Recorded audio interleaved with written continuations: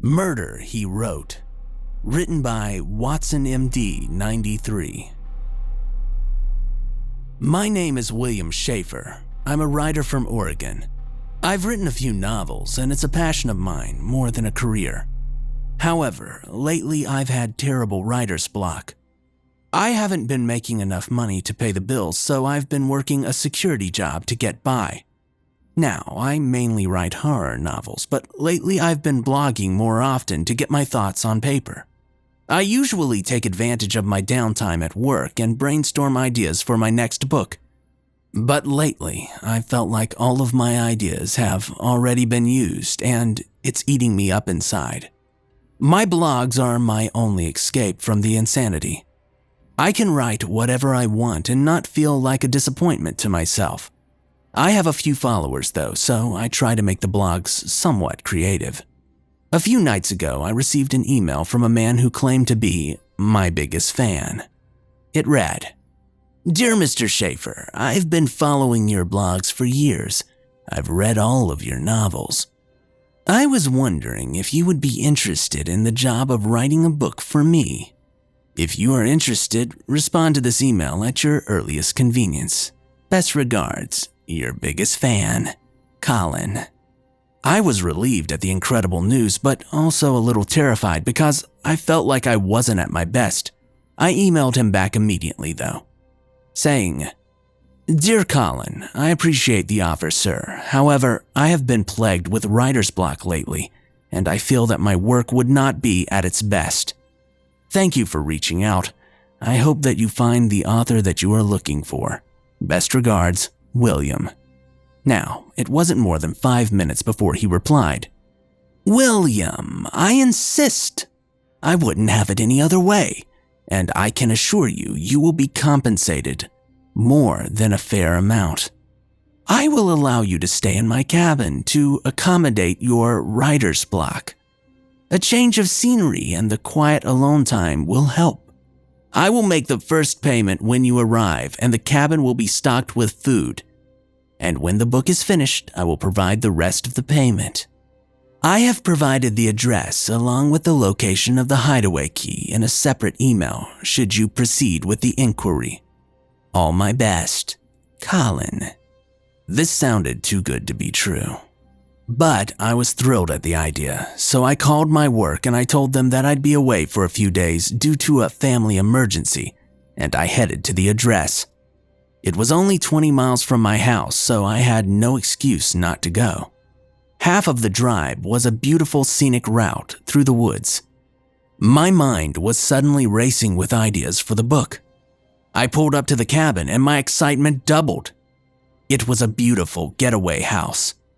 I felt like I didn't deserve any of this, but I complied with no hesitation. The hideaway key was exactly where he had said it was, so I knew that this wasn't a joke. As I walked in, the first thing that I spotted across the room was a table and chair with an incredible view of the trees outside. And lying on the table was an envelope. As expected, inside the envelope was a cash advance with a letter with expectations about the novel. The letter read, "Hello again, William. Glad you could make it. I'm sure that our book will be a success. I do have some ground rules, however, on what I would like the story to be about, but I will keep them short. I would like you to write a story about a murder from a first-person perspective. The main character will be the murderer. I would like a brainstormed short story version of the book done by tonight, and I will send another payment when it is finished. I have a steak marinating in the fridge. I know that that's your favorite. Feel free to use anything in the cabin. Good luck and thanks again, Colin." Everything that led up to this moment was so motivating that my writer's block was cured. I pulled out my laptop and I began writing the short story, and before I knew it, I was more than halfway done with the brainstorm. Now, I hadn't eaten since early this morning, so I cooked the steak that Colin had prepared for me. It was one of the most tender ribeyes I have ever eaten. The knife cut through it like butter. I ate as fast as I could because I couldn't wait to finish my story. I rushed back to my computer to find the story had been edited. Just below the last thing I had written, something was added. "How does it end, William?" My heart sank. Did Colin write this? If so, when did he come into the house? I didn't hear him. Why would he come in unannounced? I cautiously looked around the house to see where he might have run off to. He was nowhere to be found. I went back to the computer to send him an email asking what was going on, and yet another edit had been performed. "I'm waiting for the ending, William," it read. I screamed out at this point, "Where are you?" Just then, I saw the door to a room that I hadn't checked yet. I opened the door. It was the laundry room. He wasn't in there either, but the dryer was slightly ajar. The OCD in me tried closing it, but it wouldn't shut. I opened it all the way to find clothes soaked in blood. I turned on the light and realized it wasn't just clothes. It was a man who looked to have been stabbed to death. I panicked and I ran to my cell phone to call the cops, dreading that I would have no signal. As it was ringing, I could see another edit. "I see you found me." Behind the bleak, unreal situation before me, I heard a voice snapping me back to reality. 911, what's your emergency? "There's been a murder," I replied. Colin continued to type right before my eyes. I dropped the phone before he finished typing. "How did you kill me, William? How does the story end?" "I didn't kill you! I'm not a murderer!" I screamed. He replied by typing, "But you've even written it all down, William. You wrote down every detail of how I was murdered on this computer. Now tell me how the story ends, William." Just then, I remembered it all. I stabbed you multiple times and I stuffed you into the dryer. Then I marinated one of your hamstrings and ate it for dinner. I broke down, trembling at the realization of it all, as a dull voice came in over the phone. "Dispatch is on their way, sir. Just stay where you are." The Paintings, written by dagonmacabre. I went hunting last week. I like to do that when my everyday life gets too stressful. I just like watching the forest with a bottle of whiskey. This week had been particularly stressful. A relationship had ended. My mom was getting sicker and sicker, and my job was feeling more and more like a dead-end waste of time. I was sitting around all day. I had no luck with the actual hunting, but I was content anyway. Somehow I miscalculated the movement of the sun and dusk came earlier than I thought it would.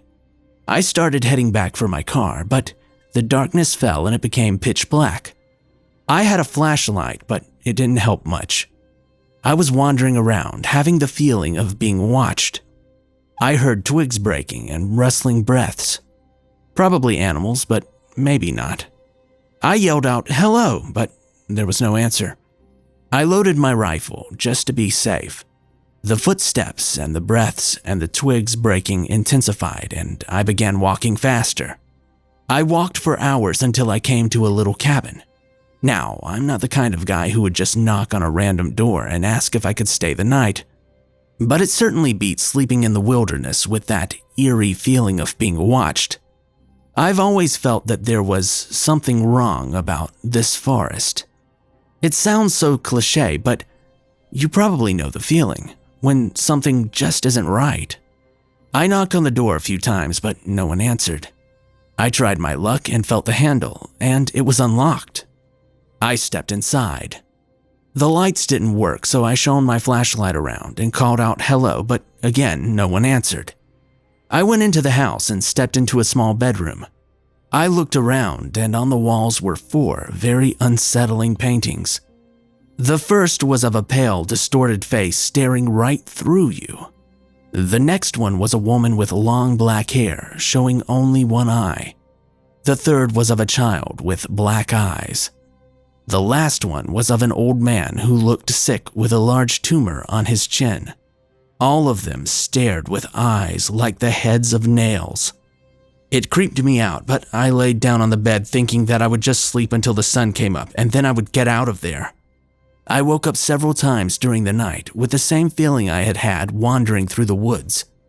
I glanced up sometimes and it felt like the paintings were even more sinister than before.